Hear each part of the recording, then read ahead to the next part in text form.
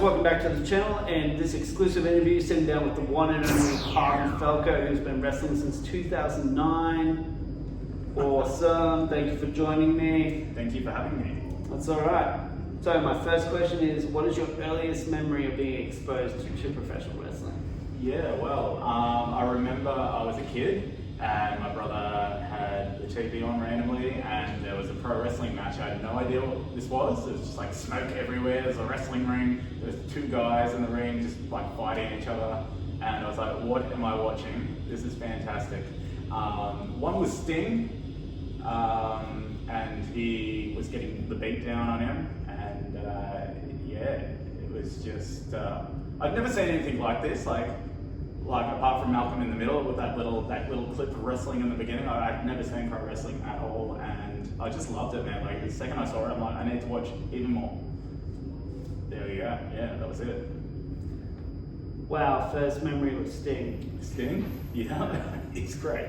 Alright, when did you decide to become a wrestler? Okay, yeah, that's a good one. So I used to go to Video Easy, and I used to basically hire any DVD that I saw, or it was like tapes back then. I was in that yeah, kind VHS, of yeah. And I got 1997 Royal Rumble, and I must have hired that tape about 100 times, I swear, because I loved it. Like the first match was Goldust versus Triple H, and then there was like the Rumble where Austin throws Bret Hart out and they replay it like 100 times, but you're like super into the replays. Yep. But the thing that inspired me was I saw Owen Hart, and I thought, wow, like this could be someone I could like grow into like looking like, you know what I mean? Like there's someone like, oh yeah, I could do this too, you know what I mean? So that was my inspiration, seeing Owen Hart, and I thought maybe I could do this too. And then it was in my head, I'm going to do this at some point, and then I did. Who was your original trainer? My original trainer? So I was in uni at the time, and I'm like, how do I become a pro wrestler? So I looked it up on Google, and I found AWF in Sydney, Campbelltown. So basically I just signed up for a course there, and the person that was running that, running the school is TNT. TNT is a legend in this country for pro wrestling.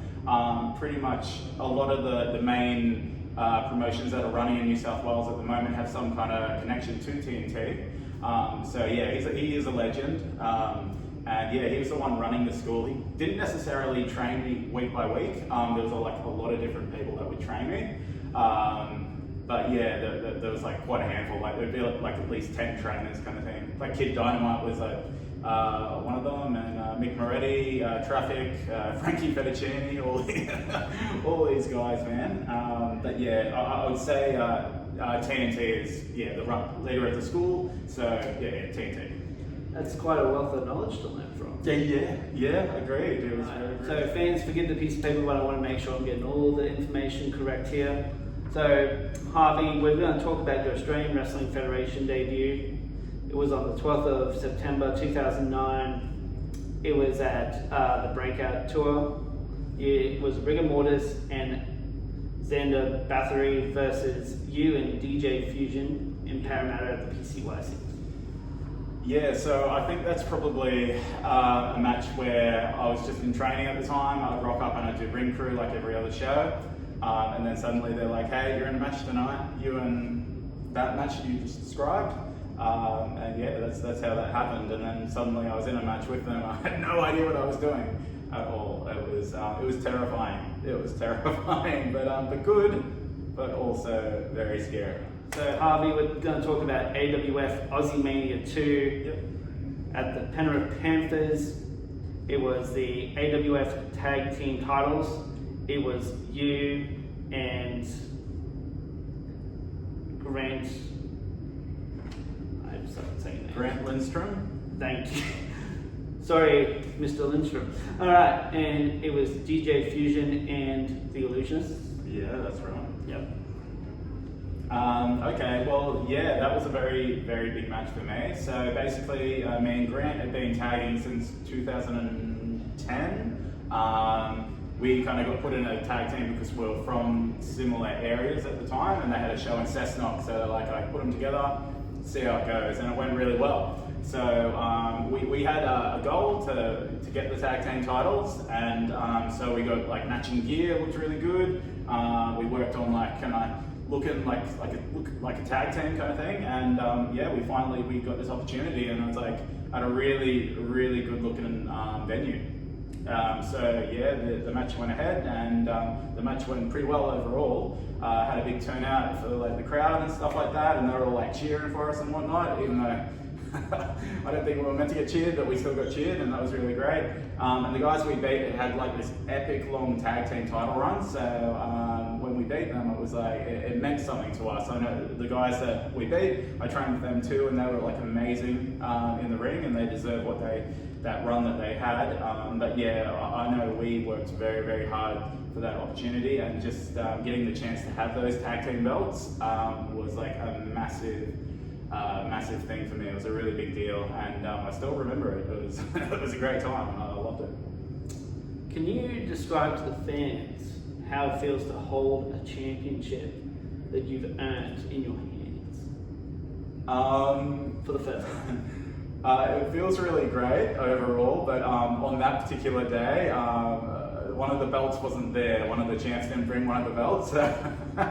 It wasn't. It was like, I think it was like Benny Cole's, Iron J Benny Cole's like main belt. So I just had to turn it around and pretend like it was an actual belt. But yeah, I don't know what it feels like because I didn't hold one. Well, fans, there you go. Anything can happen on show day, and usually does. It does. You start branching out in 2012, show up in Showtime Wrestling Alliance, Championship Wrestling Australia, New Outbreak Wrestling. You win the SWA Tag Team Championships. Then in 2013, end up in the finals of the NOW Hardcore Championship Tournament, which was a fatal four-way ladder match. Yeah. What are your memories of that match? Okay, so NOW, you may not have heard of it. It was run by Blade Matthews, and they had 2 shows overall. I think that was it after that. Blade Matthews is now overseas. I don't know much about what's going on with him anymore. So, but yeah, he invited me down to be part of the show, and the very first match was in Canberra, I believe, and I had it was Falco versus Dan Damage, and it was like a hardcore match. That was really great. That was a really good match. There's no footage of it, so I'm very disappointed about that. But I won that one, and then I qualified for a 4-way kind of ladder match. And that was a bit disappointing. It's like there was like no crowd for that event. And I know work was put into the show, and they had like Adam Pearce and whatnot from like now WWE. So yeah, it's disappointing, but we just went out there and did what we would have done if there was like 1,000 people in the room. So it was a crazy, hectic ladder match, exploding kendo sticks, and I got someone jumped over the top rope onto my head at one point, and everything went white, so that was bad. But apart from that, it was really good. Blade won that match and he won the belt, but there was B-Boy, he was in there. B-Boy didn't bring his tights, so he had to borrow them off some other dude. So he's wearing like half B-Boy, half red gear. It was very strange. But yeah, that's what I remember from that night. And I think everyone went to the ring and danced at some point, but I'm like, I can't do that, so I didn't. But yeah, that was it. That sounds like a very fun show. Yeah, it was a fun show. It was definitely a fun show. There was JJ Robinson, there was Luke Watts, there was Matt Bailey was on there, Ethan Hughes, a few other guys, but yeah, I think Michael Lloyd was on that one, Adam Essex. Yeah, it was big. Alright, so you take a year off in 2014, yep. And fans don't see you until you show up in 2015 for Hunter Valley Wrestling in January. You win the annual Hunter Valley Rumble. Then you return in December to defeat Sid Parker in an Anarchy's Rules match for the HVW Championship. Yep. What's happening in 2014 and 2015? Well, I was at a CWA show, and I went out to do a match, and I jumped down off the second rope, and when I straight-legged planted my feet on the ground, I heard there was a pop in my left knee. You can probably see it on the camera. There is a massive scar right here. It's pretty bad. What I did is rupture my patellar tendon completely, across here. So more or less it detaches your kneecap from your tendon, like this massive tendon here. Very hard to do, but I did it. So the kneecap becomes dislodged and it kind of moves, kind of like, almost like a scarab beetle in the mummy. But yeah, like it's pretty gross. When it happened, it was agonizing, and it was the worst pain I've had in my life by far. Like I literally could not bend this knee in the slightest. I had to get around like doing this, holding my legs straight, just because I could not afford this to even bend even slightly. So when I got to the hospital that night, that was pretty hectic. So they didn't really know what was wrong. So when I got there, they're like, "Oh, get him a wheelchair." And they threw my legs over the side of the bed. So like all pulled apart, and the whole thing just kind of like must have torn apart. But yeah, immediate tears. And I was like, that was not good. Let's not do that ever again. Yeah, so basically that's why nothing in 2014. I got told by my doctors, don't ever do this again. If you do that injury once more, we're going to have to like carve up your hamstring, and we're going to have to take stuff from there and put it in the front. So a really major operation, and they didn't advise doing pro wrestling ever again to avoid that. So I, in my head, was never going to come back to wrestling. And that was basically it from there until, of course, Hunter Valley Wrestling came along. The promoter, Grant Lindstrom, reached out and he said, do you want to be a part of it in some capacity? And he recommended a few things, and he recommended doing ring announcing. I did that on the first night, and I was really bad at it, but over time, the more natural you feel about it, it just became better and better as it went on, which was good, and I had a lot of fun, and I think the crowd was very supportive, so that was very encouraging at the time. But as far as actually getting back in the ring, I never was going to do that, and they had this thing where they did like a rumble, and I was able to win the rumble against Sid Parker, and that got a really good reaction, which was like really nice. And I thought that was going to be the last one, but then they're like, oh no, let's try and do, there's this big story going on, and yeah, the story required a match. So eventually, at the end of 2015, there was me and Sid Parker. We got in for an Anarchy Rules match, and it was the biggest match of my life too, and the most terrifying because I wasn't doing matches for a very long time, and I was coming back from a very serious injury. So scary stuff. But the result we got for what it was and the capacity I had to do it. So props to Sid Parker here, because I was very proud of what we both achieved on that night, and the crowd really enjoyed it too, which is the main part. And it's nice to tell a year-long epic storyline, and then get to the end of it and have such a wonderful payoff in front of such a big crowd. And it was very important to everyone involved that that went well, and it did, luckily. So it was good stuff. That is quite the unexpected return from Harvey Falco. Yeah, very unexpected. Very unexpected. For the next 4 years, you're wrestling for Hunter Valley Wrestling. You even make a return to Australian Wrestling Federation. Then the pandemic happens. I'm curious to get your insights on this, because I know what the Queensland wrestling scene was like before and after the pandemic, and there has been this resurgence, and all the promotions that have come after the pandemic, and the ones that are still here are putting out, some of the greatest quality of the shows ever. So I'm just wondering what effect you saw down in New South Wales. So obviously when COVID came along, that was very bad for everyone, because all the promotions in New South Wales shut down. Everything shut down basically. But the thing is, when it came back, I think most of the promotions actually survived and came back.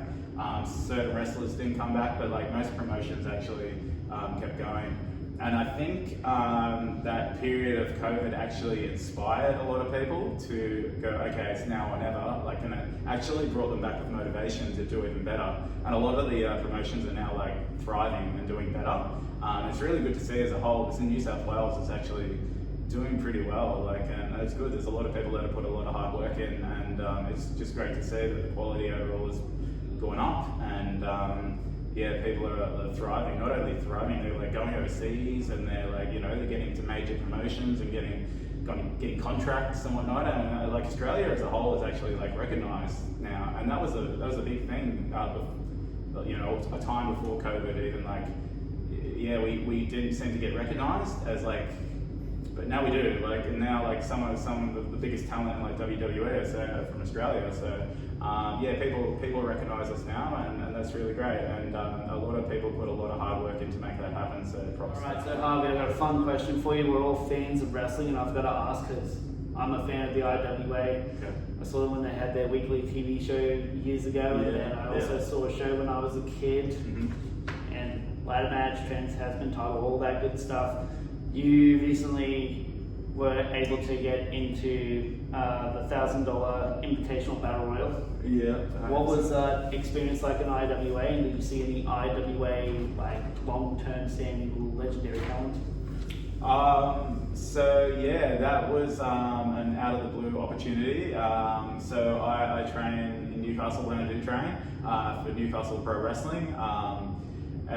Basically, someone involved in Newcastle Pro Wrestling put out like a post and said, "Is anyone keen to do this show? Just come along, do a ring crew, and then you can do it," that kind of thing.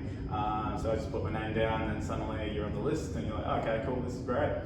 So I rocked up at the venue, and I knew quite a few of the people there, which was good.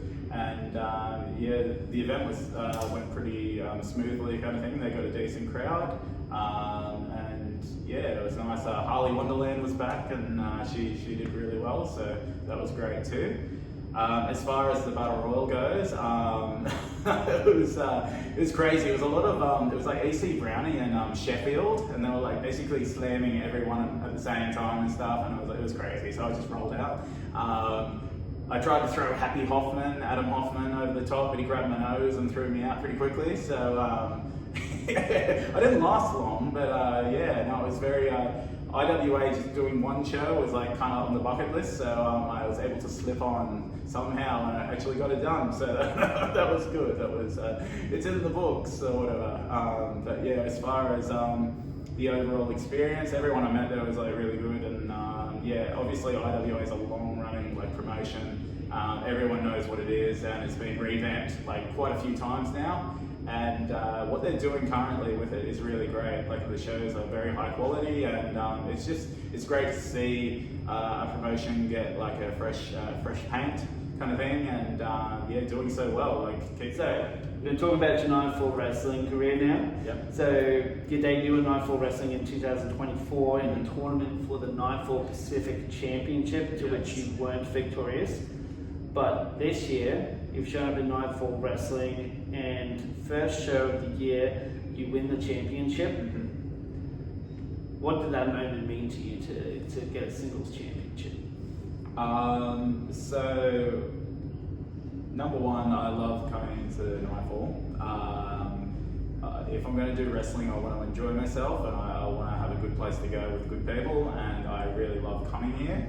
I wasn't aware that I was going to win that night because of the people I was in with, and yeah, once I got there and everything went down and I won that belt. I can't really explain how much that means, because sometimes like the planets have to align for everything to go correctly and you to walk out with a belt. So when it meant a lot to me. Like I can't really express how much winning a belt means to me. So you never know how many matches you got left, and you want to keep the quality of what you're doing up and whatnot. So yeah, and doing pro wrestling and trying to stay in good enough shape and keep going, and be good enough to actually be in front of the crowd, kind of thing. It's very hard. Like it's difficult. I've got so much stuff going on. Like I've had so many health issues over the crazy amount over the years. So for everything to come together and actually win that title, yeah, like I can't really express how much that meant to me. So I'm very proud of it, and I'm very glad. Yeah, I kept coming back, and yeah, got to that show, and just things the night went well, and I went in my favour, and I won the belt, and it was great times. So very happy man. All right, Harvey, you've had quite a long run, an amazing career so far. Any career highlights or matches that fans should be searching for online? Given the context of the Sid Parker versus Falco match, that's definitely one I'm very proud of. The crowd was great that night, and lots of weapon shots and whatnot. And just keep in mind when you're watching that I hadn't wrestled in quite a long time.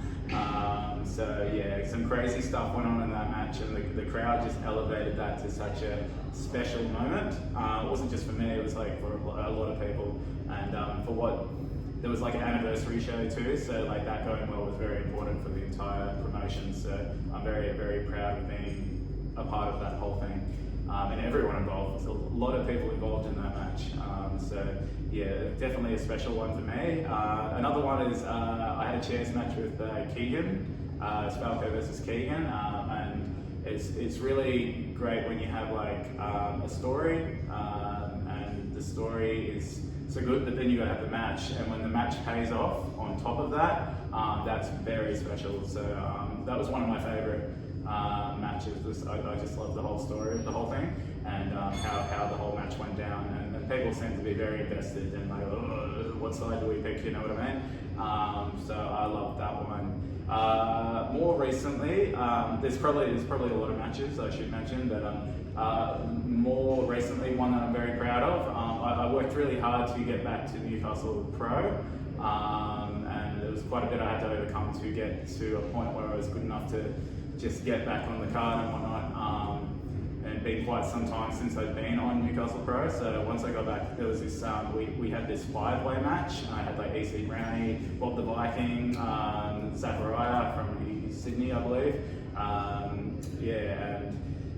Basically that match was really, really good. It was a 5-way match, and just went very smoothly. The crowd was like pumped. It was like a fight night kind of feel. There was like smoke and mist everywhere, and Edgar Swain, sorry, it was a 5-way. So I was very proud because I felt good. I felt like I looked good. I was happy with my performance on the night. EC Brownie got a massive pop at the end of the match, and just everyone worked together, and it was just a really special feeling. And it might not seem like much because of the show that it was on. It was like a showcase kind of thing, but to me it was like one of the most important matches I've had in a long time. So you never know when you come to a show how much a match means to someone. It can be very special on any given show. So very proud of those ones. I think that's online somewhere, so you should be able to find that. Harvey Falco, the big question: what has the 3 letters TNA mean and have to do with Harvey Falco? TNA is the promotion I had my first match under. So TNA were over in this country. It's like Search for a Superstar kind of thing. So all these random wrestlers you've probably heard of before, some maybe not.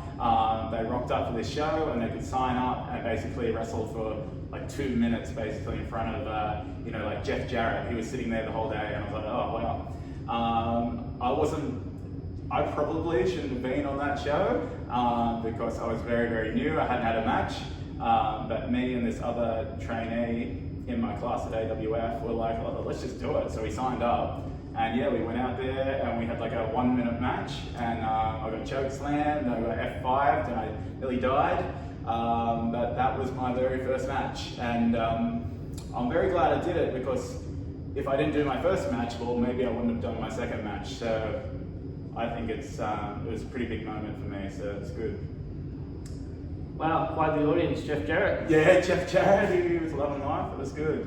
The names just keep getting bigger and bigger when it comes to Harvey Falco. Harvey, I like to end these sit-down interviews by asking you if there was a dream opponent in a match stipulation, can be anyone, past, present, future. Who would you like to be your dream opponent, dream stipulation? I should probably say someone that, current, so I can try, hopefully they hear it and it gets made somehow, but I'm just going to say Kurt Angle. because I love Kurt Angle. I've always loved Kurt Angle since the second I saw him wrestle. I'm like, insanely good, and he just got it. You know what I mean? Like every match, like number one, he's legit. Like he's got the credentials. He comes in, he picks it up so quickly. It's so impressive. The run that he had early on was so deserved. He's someone that is 1,000% serious at all times, but also he's 100% willing to make fun of himself and just whatever the crowd needs, he will do. Any match he's in, you like just enjoy watching it. Like it's just everything looks good. His gear looks good. He's an athlete. He's insanely funny, and like he's a good sport. And obviously now he's reflecting on things. He just seems like he's in such a great place, and he's very proud of what he's done, and no hard feelings about anything that's went on. Like he's just a good person. I read his book, and I loved his book. Amazing. He's probably got more than one book, but yeah, definitely worth the read. And Kurt Angle is the guy, 100%. Yeah, no question for me. And if you were to have a match with Kurt Angle, what would the stipulation be? What would this? I don't know, just a submission match, I guess. He could just tap me out in 2 seconds. I have no idea. He would. He's legit. Like he'd kill me. So. And guess what? There's no harm to tapping out to Kurt Angle. No, there's not. No, I can't think of anything else. All right. Well, thank you for your time today, Harvey Falco. Thank you so much. I enjoyed it.